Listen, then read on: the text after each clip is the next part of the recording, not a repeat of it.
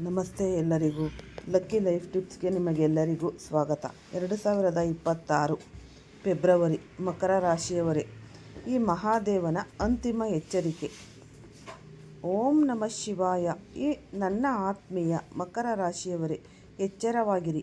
ಕಾಲಚಕ್ರವು ತಿರುಗಿದೆ ಮತ್ತು ಈಗ ಪ್ರಳಯದ ಸಮಯ ಹತ್ತಿರ ಬಂದಿದೆ. ಹೌದು ನನ್ನ ಆತ್ಮೀಯ ಸಾಧಕರೇ, ಇಂದು ನಾನು ನಿಮಗೆ ತಿಳಿಸಲಿರುವ ವಿಷಯಗಳನ್ನು ಕೇಳಿದರೆ ನಿಮ್ಮ ಪಾದದ ಕೆಳಗಿನ ನೆಲವೇ ಜಾರಿ ಹೋದಂತಾಗುತ್ತೆ. ಮುಂಬರುವ 24 ಗಂಟೆಗಳ ಒಳಗೆ ನಿಮ್ಮ ಜೀವನದಲ್ಲಿ ದುಃಖದ ಪರ್ವತವೇ ಕುಸಿಯಲಿದೆ. ಇದನ್ನು ನೀವು ನಿಮ್ಮ ಕನಸಿನಲ್ಲೂ ಊಹಿಸಿಲ್ಲ. ಇದು ಕೇವಲ ಸಾಧಾರಣ ಭವಿಷ್ಯವಾಣಿಯಲ್ಲ, ಇದು ಸಾಕ್ಷಾತ್ ಮಹಾದೇವನ ಸಂಕೇತವಾಗಿದೆ. ಇಂದು ನೀವು ಇದನ್ನು ನಿರ್ಲಕ್ಷಿಸಿದರೆ ನಾಳೆ ಅಳಲು ಕಣ್ಣೀರು ಕೂಡ ಸಾಲದಾದೀತು.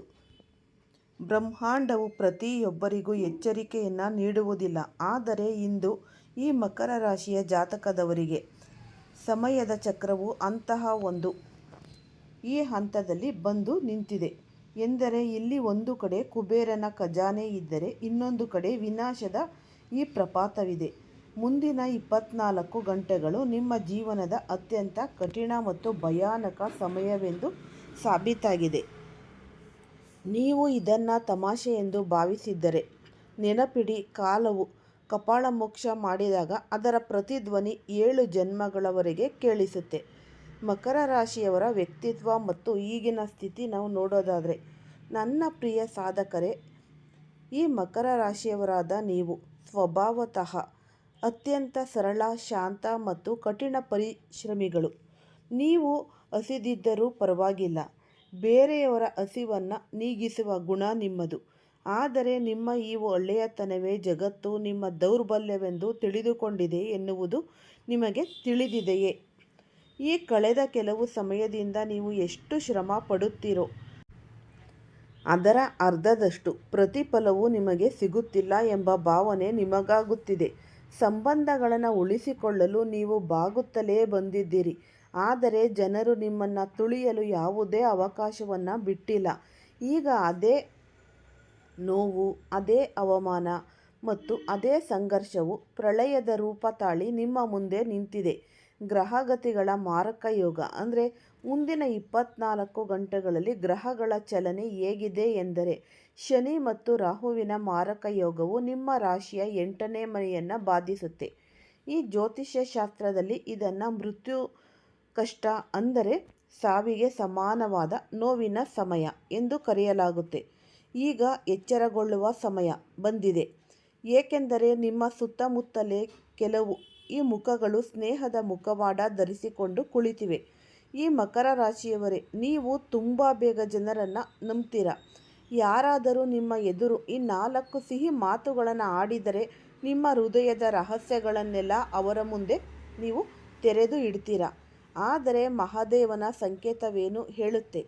ನಿಮ್ಮ ಮನೆಯ ಹತ್ತಿರವೇ ಅಥವಾ ನಿಮ್ಮ ಕೆಲಸದ ಸ್ಥಳದಲ್ಲಿ ಇಲ್ಲವೇ ನಿಮ್ಮ ಸ್ನೇಹಿತರ ಗುಂಪಿನಲ್ಲಿ ಒಬ್ಬ ವ್ಯಕ್ತಿ ಕುಳಿತಿದ್ದಾನೆ. ಅವನು ನಿಮ್ಮ ವಿನಾಶದ ಕ್ಷಣಗಣನೆಯನ್ನು ಮಾಡುತ್ತಿದ್ದಾನೆ. ಆ ವ್ಯಕ್ತಿಗೆ ನಿಮ್ಮ ಪ್ರಗತಿಯನ್ನು ಕಂಡು ಹೊಟ್ಟೆ ಕಿಚ್ಚು. ನಿಮ್ಮ ಸಂತೋಷವನ್ನು ಅವನಿಗೆ ಸಹಿಸಲು ಸಾಧ್ಯವಾಗುತ್ತಿಲ್ಲ. ಮುಂದಿನ 24 ಗಂಟೆಗಳಲ್ಲಿ ಆ ವ್ಯಕ್ತಿಯು ನಿಮ್ಮ ಬೆನ್ನಿಗೆ ಚೂರಿ ಹಾಕಬಹುದು. ಇದರಿಂದ ನಿಮ್ಮ ವರ್ಷಗಳ ಕಾಲದ ಗೌರವ ಮತ್ತು ಸಂಪತ್ತು ಕ್ಷಣಾರ್ಧದಲ್ಲಿ ಮಣ್ಣು ಪಾಲಾಗಬಹುದು. ಈ ಕಳೆದ ಕೆಲವು ದಿನಗಳಿಂದ ನಿಮಗೆ ರಾತ್ರಿಯ ಸಮಯದಲ್ಲಿ ಇದ್ದಕ್ಕಿದ್ದಂತೆ ಭಯವಾಗುತ್ತಿಲ್ಲವೇ? ನಿಮ್ಮ ಕಣ್ಣಿನ ನಿದ್ರೆ ಎಲ್ಲೋ ಕಳೆದು ಹೋಗಿದೆಯೇ? ಗಮನವಿಟ್ಟು ಕೇಳಿ.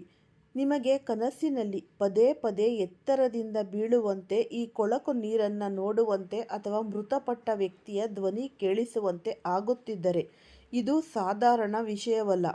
ನಿಮ್ಮ ಮೇಲೆ ಯಾರೋ ಮಾಟ ಮಂತ್ರ ಅಥವಾ ಈ ತಂತ್ರವಿದ್ಯೆಯಂತಹ ನಕಾರಾತ್ಮಕ ಶಕ್ತಿಯನ್ನು ಪ್ರಯೋಗಿಸಿದ್ದಾರೆ ಎಂದು ಬ್ರಹ್ಮಾಂಡವು ನಿಮಗೆ ಕಿರುಚಾಡಿ ಹೇಳುತ್ತಿದೆ. ಮಕರ ರಾಶಿಯವರು ಈ ಸಮಯದಲ್ಲಿ ತುಂಬ ಸೂಕ್ಷ್ಮ ಸ್ಥಿತಿಯಲ್ಲಿ ಇರೋದು. ನಿಮ್ಮ ಶಕ್ತಿಯು ಪ್ರಸ್ತುತ ಕ್ಷೀಣಿಸಿದೆ. ಹಾಗಾಗಿ ಯಾವುದೇ ನಕಾರಾತ್ಮಕ ಶಕ್ತಿಯು ನಿಮ್ಮನ್ನು ಸುಲಭವಾಗಿ ಬಲಿಪಶು ಮಾಡಬಹುದು. ಈ ಮುಂಬರುವ ಗಂಟೆಗಳಲ್ಲಿ ನಿಮ್ಮ ಮನಸ್ಸಿನಲ್ಲಿ ಪದೇ ಪದೇ ಕೆಟ್ಟ ಆಲೋಚನೆಗಳು ಬರುತ್ತವೆ. ಎಲ್ಲವನ್ನ ಕೊನೆಗೊಳಿಸಬೇಕು ಎನಿಸಬಹುದು. ಆದರೆ ನೆನಪಿಡಿ, ಇದು ನಿಮ್ಮ ಪರೀಕ್ಷೆಯ ಸಮಯ. ಮಹಾದೇವನು ನಿಮ್ಮ ಸಹನೆಯನ್ನು ಪರೀಕ್ಷಿಸುತ್ತಿದ್ದಾನೆ.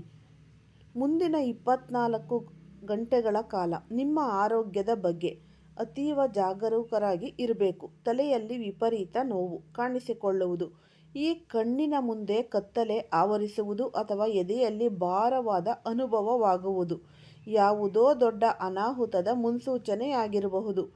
ಈ ವಿಶೇಷವಾಗಿ ಈ ರಕ್ತದೊತ್ತಡ ಅಥವಾ ಈ ಹೃದಯ ಸಂಬಂಧಿ ಕಾಯಿಲೆ ಇರುವವರು ಈ ಸಮಯವನ್ನು ಹಗುರವಾಗಿ ತೆಗೆದುಕೊಳ್ಳಬಾರದು.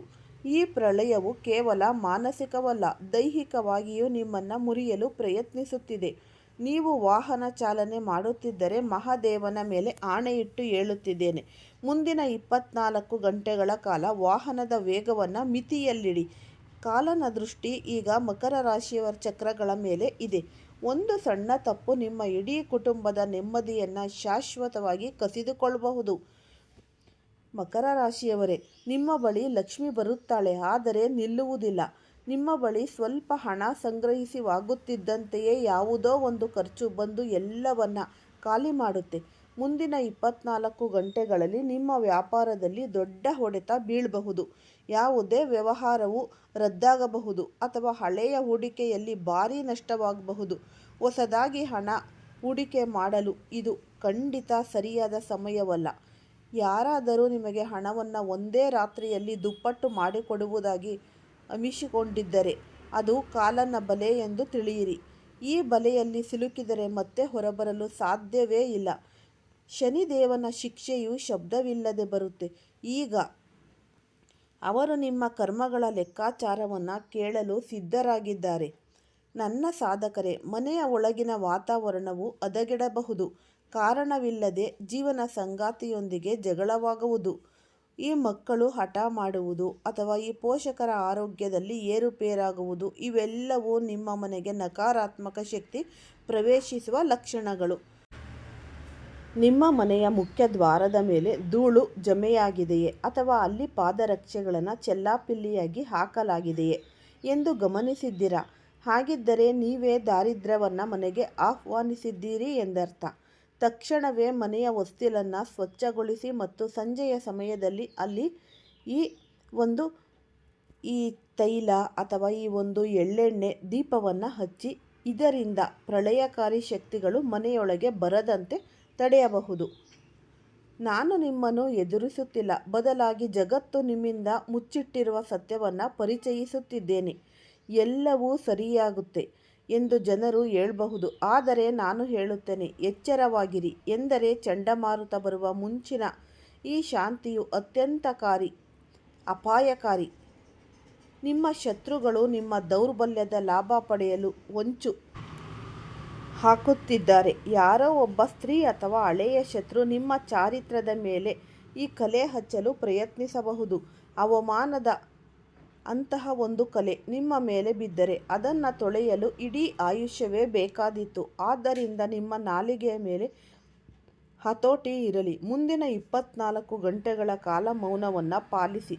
ಕಡಿಮೆ ಮಾತನಾಡಿ ಮತ್ತು ಹೆಚ್ಚು ಆಲಿಸಿ. ಯಾರ ವಿಷಯಕ್ಕೂ ತಲೆ ಹಾಕಬೇಡಿ. ಈಗ ನೀವು ಕೇಳಬಹುದು, ಈ ಪ್ರಳಯದಿಂದ ಬಚಾವಾಗಲು ದಾರಿಯೇ ಇಲ್ಲವೇ? ನಾವು ಸುಮ್ಮನೆ ಕೈಕಟ್ಟಿ ಕುಳಿತುಕೊಳ್ಳಬೇಕೇ ಎಂದು ಇಲ್ಲ. ಹಾಗಾಗಿ ಮಹಾದೇವನು ಸಮಸ್ಯೆಯನ್ನು ನೀಡಿದ್ದಾನೆ ಎಂದರೆ ಅದರ ಜೊತೆಗೆ ಪರಿಹಾರವನ್ನು ಕಳುಹಿಸಿದ್ದಾನೆ.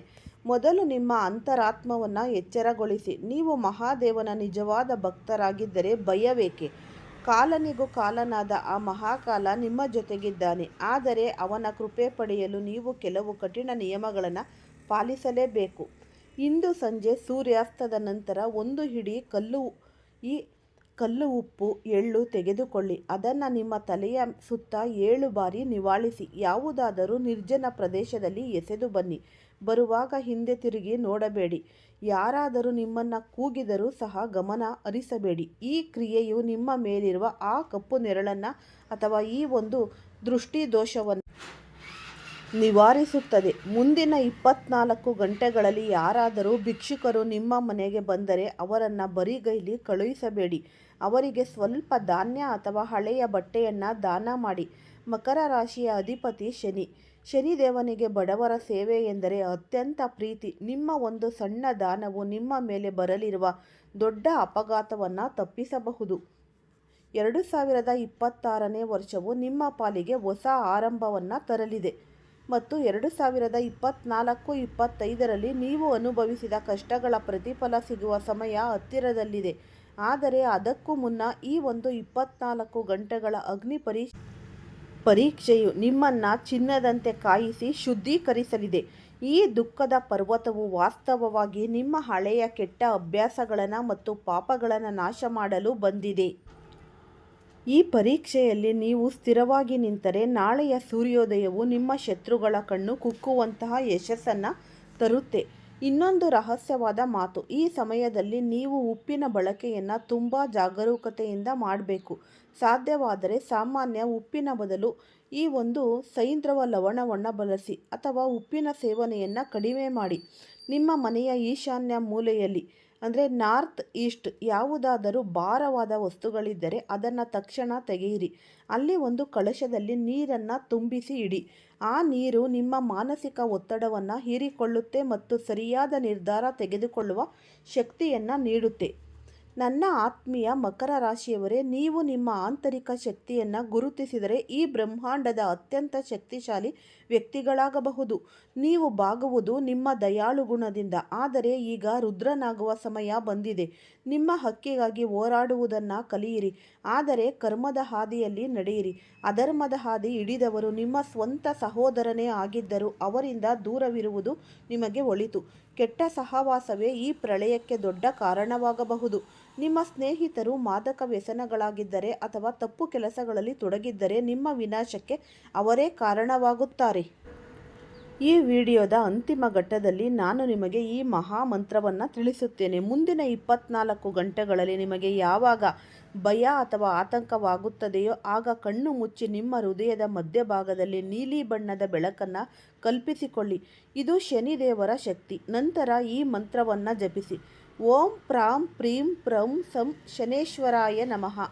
ಈ ಮಂತ್ರವು ನಿಮ್ಮ ಸುತ್ತಲೂ ಒಂದು ಅಭೇದ್ಯ ಕವಚವನ್ನು ನಿರ್ಮಿಸುತ್ತೆ. ಇದನ್ನು ಯಾವುದೇ ಶತ್ರು ಅಥವಾ ಕೆಟ್ಟ ದೃಷ್ಟಿ ಭೇದಿಸಲು ಸಾಧ್ಯವಿಲ್ಲ. ಸಮಯ ತುಂಬ ಕಡಿಮೆ ಇದೆ. ಪ್ರಳಯದ ಕ್ಷಣಗಳು ಆರಂಭವಾಗಿದೆ. ನಿಮ್ಮ ಸುರಕ್ಷತೆ ನಿಮ್ಮ ಕೈಯಲ್ಲಿದೆ. ಮಹಾದೇವನ ನಾಮಸ್ಮರಣೆ ಮಾಡಿ ಪೋಷಕರ ಪಾದ ಮುಟ್ಟಿ ಆಶೀರ್ವಾದ ಪಡೆಯಿರಿ. ಈ ಮಾಹಿತಿಯನ್ನು ನಿಮ್ಮಲ್ಲೇ ಇಟ್ಟುಕೊಳ್ಳಬೇಡಿ. ಅಗತ್ಯವಿರುವ ಕನಿಷ್ಠ ಒಬ್ಬರಿಗಾದರೂ ಇದನ್ನು ತಲುಪಿಸಿ. ನಿಮ್ಮ ಈ ಒಂದು ಶೇರ್ ಒಬ್ಬರ ಜೀವನವನ್ನು ಉಳಿಸಬಹುದು. 24 ಗಂಟೆಗಳ ಈ ಒಂದು ಯುದ್ಧದಲ್ಲಿ ಜಯ ನಿಮ್ಮದೇ ಆಗಲಿದೆ. ನಿಮ್ಮ ಜೀವನದಲ್ಲಿ ಹೊಸ ಬೆಳಕನ್ನು ಹಿಡಿದು ಅಲ್ಲಿಯವರೆಗೆ ಮನೆಯವರ ಈ ಒಂದು ಕರ್ಪೂರ ಹಚ್ಚಿ ನಕಾರಾತ್ಮಕತೆಯನ್ನು ಹೊರಹಾಕಿ. ಮಹಾದೇವ ನಿಮ್ಮ ಜೊತೆಗಿದ್ದಾನೆ. ಶನಿದೇವ ನಿಮ್ಮ ರಕ್ಷಕನಾಗಿದ್ದಾನೆ. ಭಯ ಪಡಬೇಡಿ, ಜಾಗರೂಕರಾಗಿ ಇರಿ. ಮಕರ ರಾಶಿಯವರೇ, ಚಿಂತೆ ಮಾಡುವುದರಿಂದಲ್ಲ, ಚಿಂತನೆ ಮಾಡುವುದರಿಂದ ದಾರಿ ಕಾಣುತ್ತೆ. ಮುಂಬರುವ ಕನಸುಗಳನ್ನು ನೆನಪಿಟ್ಟುಕೊಳ್ಳಿ. ಅವುಗಳಲ್ಲಿ ನಿಮ್ಮ ಸಮಸ್ಯೆಗಳಿಗೆ ಪರಿಹಾರವಿರಬಹುದು. ಎಲ್ಲರನ್ನ ಕ್ಷಮಿಸಿ, ಏಕೆಂದರೆ ಕ್ಷಮೆಯು ನಿಮ್ಮನ್ನು ನಕಾರಾತ್ಮಕ ಶಕ್ತಿಯಿಂದ ಮುಕ್ತಗೊಳಿಸುತ್ತದೆ. ಕತ್ತಲೆಯ ನಂತರ ಬೆಳಕು ಬಂದೇ ಬರುತ್ತದೆ ಜೀವನದಲ್ಲಿ ಶಾಶ್ವತವಾಗಿ. ಈ ಉಪಯುಕ್ತವಾದ ಮಾಹಿತಿ ನಿಮಗೆಲ್ಲರಿಗೂ ಕೂಡ ಇಷ್ಟ ಆಗಿದೆ ಅಂತ ಭಾವಿಸ್ತೀನಿ. ಇಷ್ಟ ಆಗಿದರೆ ಲೈಕ್ ಮಾಡಿ ಮತ್ತು ಶೇರ್ ಮಾಡಿ. ಯಾರಾದರೂ ಹೊಸದಾಗಿ ನೋಡ್ತಾ ಇದ್ದರೆ ಅವರು ಕೂಡ ಈ ಚಾನಲ್ಗೆ ಸಬ್ಸ್ಕ್ರೈಬ್ ಮಾಡಿಕೊಳ್ಳಿ. ಎಲ್ಲರಿಗೂ ಸಹ ಧನ್ಯವಾದಗಳು.